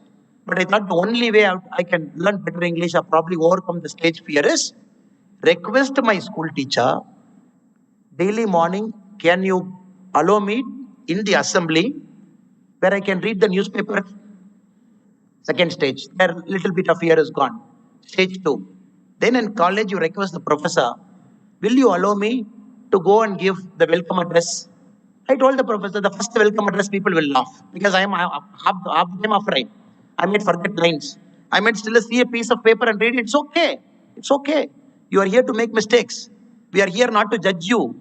We are here to make you as well-rounded human beings and fantastic individuals. Or possibly, can I give a vote of thanks? We don't need flowery vote of thanks. We don't need flowery welcome address. All we need is a person coming here. If you have the courage to come here, in this mic, stand here and talk. I think it is 2 years of your learning you will get here by standing here. Any of the students there, probably next time if you think you have a bit of stage fear, I don't know how to speak, please use this opportunity in campus. Request your teachers. The teachers are your gurus. They will allow you. Come and speak. Even when the Prime Minister is coming, sitting here, you give the welcome address for the Prime Minister. What great stage you will get beyond that. All your fear is gone. There's no more fear.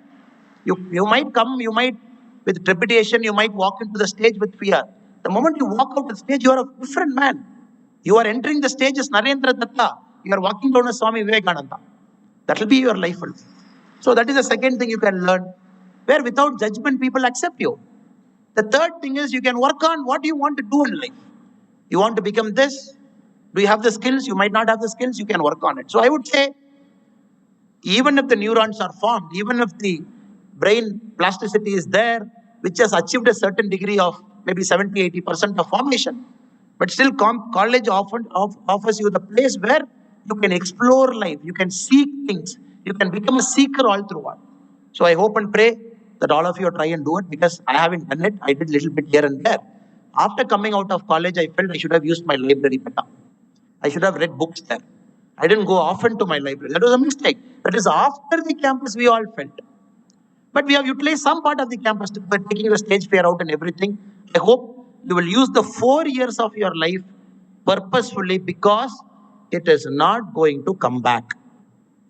Maybe after you graduate, you call up Professor Parameshwaran here, you tell him, sir, I've graduated in 2022. 2024, I felt I should have utilized the campus properly. Can you give me three months inside? The first thing he will say is get out.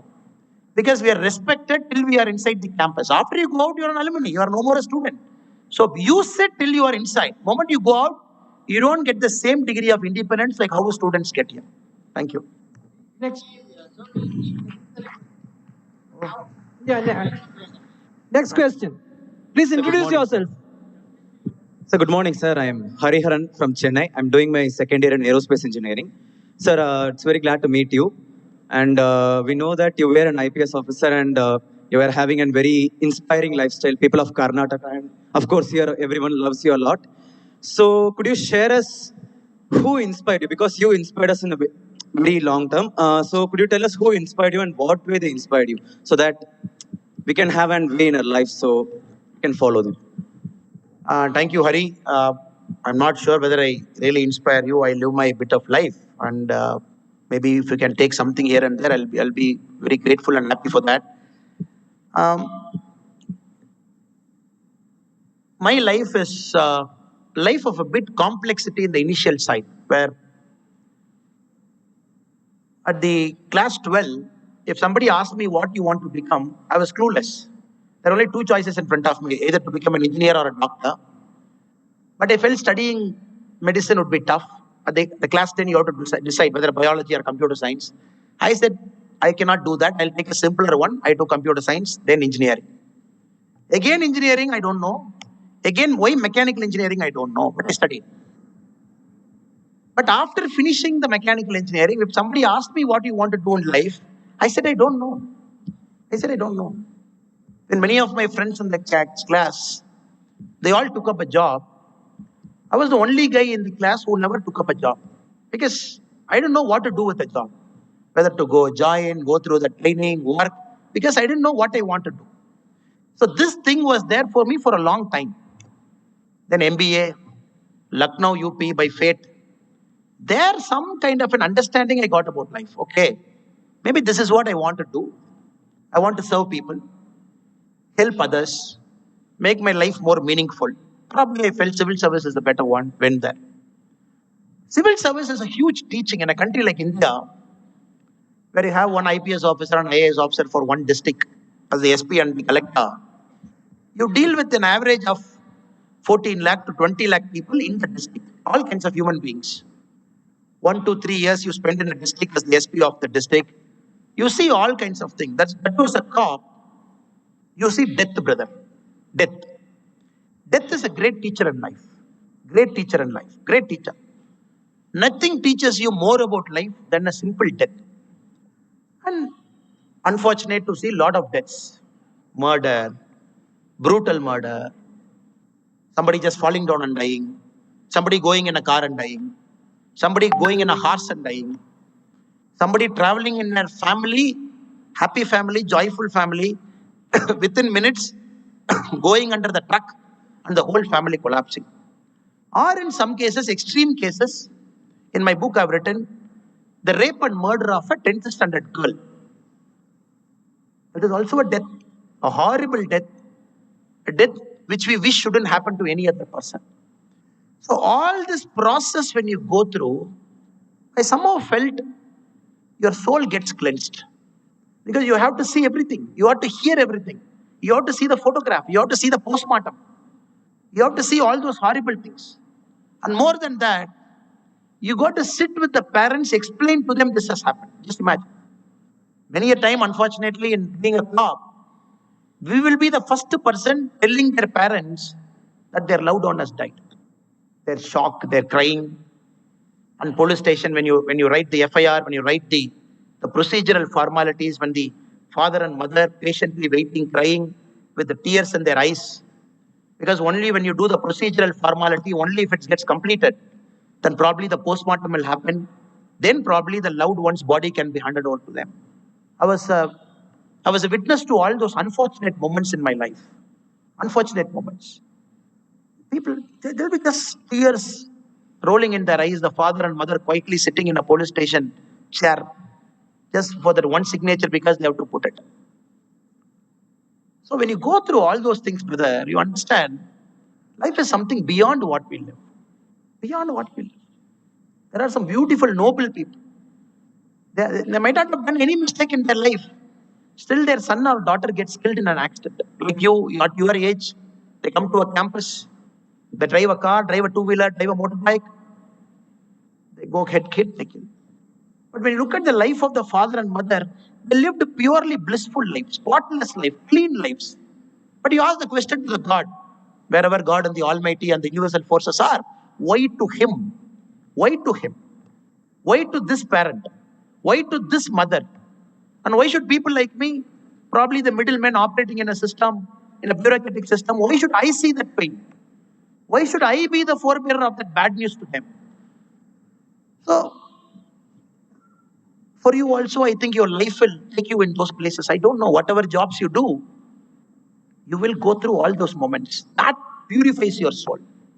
That teaches you there is something beyond it.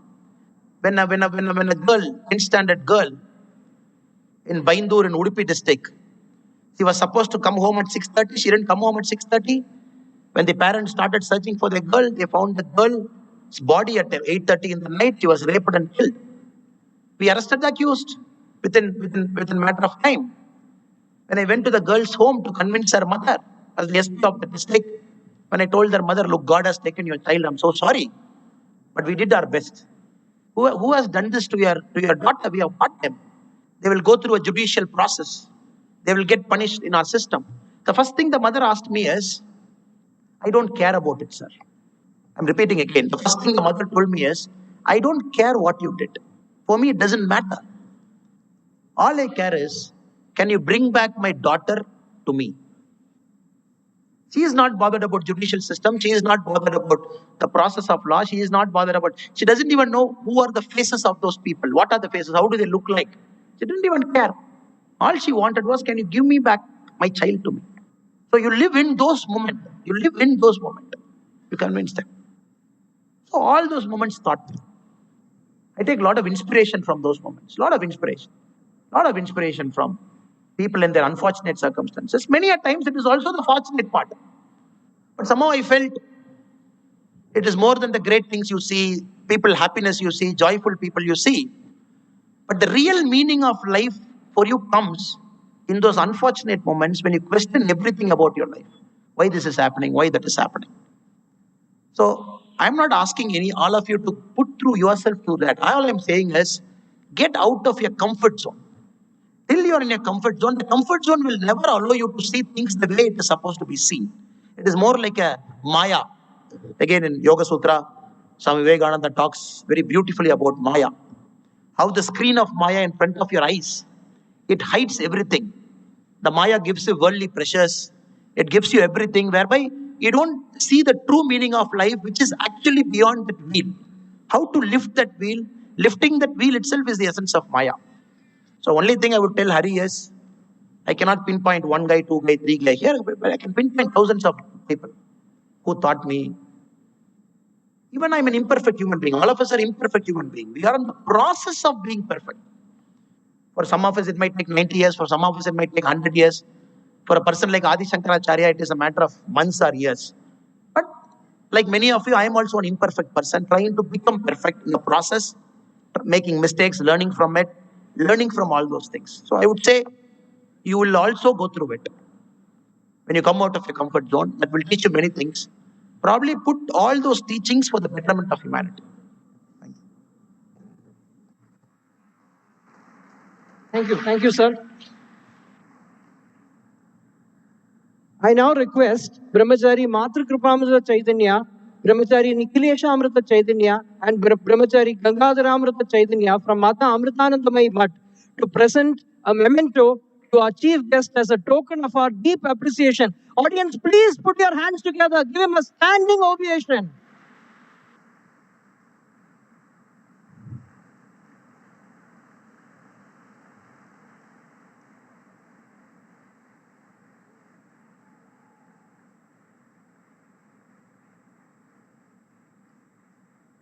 Thank you, Swamis. May I now request Dr. Shashankan Ramanathan, Dean Engineering, to propose a vote of thanks.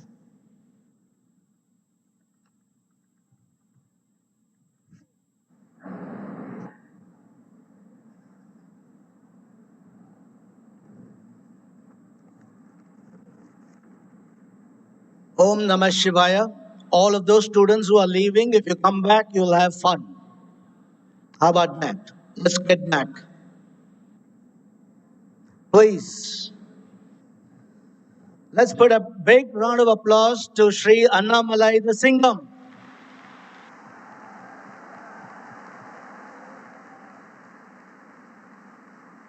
Beautiful, beautiful message. At an early age for a lot of you, most of you, and then nice to for us in the front row and on the stage to hear that. Now if you all understand, we come with nothing, right? Then we spend the rest of our lives just like our little dear friends running out for food. We spend the rest of our lives chasing everything. And then eventually we leave this place with nothing. Got it? A simple message that our Annamalai sir, if I take the privilege, I can call you Singam because that makes it even better for me. Now, happiness, I think we heard about happiness. A number of jobs. How many jobs do you jump in a career? Beautiful message. Nice. Every 2 years we jump because we get a promotion, we get better salary, higher money, we get a beautiful car, everything is great. I'll tell you, sir, I only joined or jumped 3 companies in my life. Single digit. I maintained that. And I didn't do it for money. It was more of a job satisfaction. It wasn't boring. But then one thing I have to tell you kids, no matter where you go, Mata, Pita, Guru, Devam, beautifully 4 different levels that Annamalai sir mentioned. For me in my growing up stage, it was Mata, Pita and Guru kind of merged because if I'm honest, transparent and no vendetta today, it wasn't built today, it was sold by my father when I was 5 years old. I learned all that, honesty from my father. I was in the US, I earned a lot of money. You know, I used to donate money. And that's when I met the real Sadguru. I got my delineation between Pita and Guru. Amma came there. She's my Guru now. And she said, Monet, don't give money to people, give them education. And that is where this institution stands. We give education. It is not lakhs, it's not crores. Now, what did I do with that? I educated 3 kids in the US, all 3 Mexicans from poor families. They were very smart, but didn't have the money to go to higher education, go to college. Today, I can proudly stand here and say that I didn't chase money, but I earned happiness through the 3 kids. One works for Pricewaterhouse, one is a lawyer, the other one has his own business. 3 kids that I don't have from my own natural bloodline. So I'm really proud, happy. All of you are sitting for quite some time, isn't it? Yeah. You can all chase money, but make sure that you serve others. I think you all sat for about 2.5 hours. Is it time to get up? Let's get up. I know a lot of you were watching your Googler, the Guru, modern day Guru Google and whatnot. Let's all get up, including my esteemed peers in the front. Whoever can get up, stand up, please. Thank you. And gentlemen on this, you're all there. You're already grown up and you can do what you're doing. I'm really proud of the foundation that you have. That speaks volumes for what you do. Now we're going to take a pledge. Alive. Amrita, learning to integrate. No, you're not going to repeat that. I have other things to say, which you will say, yes, we will, okay? We're going to learn to integrate values and excellence in our lives. Today, we have been very honored to have Singam here inaugurated, right? So let me say a few things and then at the end you will say, yes, we will. Now I'm going to read 3-4 sentences and then you can say after that, we will try our best to remove the I, the individuality in us. Yes, I will give you more food if you're louder. We will do our best to serve others. We will not plunder Mother Earth. We will actively participate in Alive. And after graduation, my friends, thank you very much. You all can sit down. Now you stretch your leg. Yeah, there you go. Now, after graduation, listen to this. This is the last part, and I'm leaving after this because I'm hungry too. Alive continues, and you will live your lives adopting Alive. Did you get it? A lot of blue, blue, blue. You will live your lives adopting Alive. Serve others. Eliminate I, eliminate ego. Now, with that, I want to thank all of the volunteers from We the Foundation. It's a great honor, sirs, for you all to come here. Be an inspiration to our kids, engineers, doctors. So what is very simple example that you learn in your life? Don't estimate somebody based on their dress. Okay? There are doctors, engineers who are volunteers and who are doing something that you will carry the torch along with the knowledge and holistic education from Amrita. I want to thank all of my peers on the stage and off the stage for putting together such a great event, and of course, everyone in the Amrita campus, at Annamalai campus, who's made this possible. Thank you very much. Om Amriteshwarye Namaha.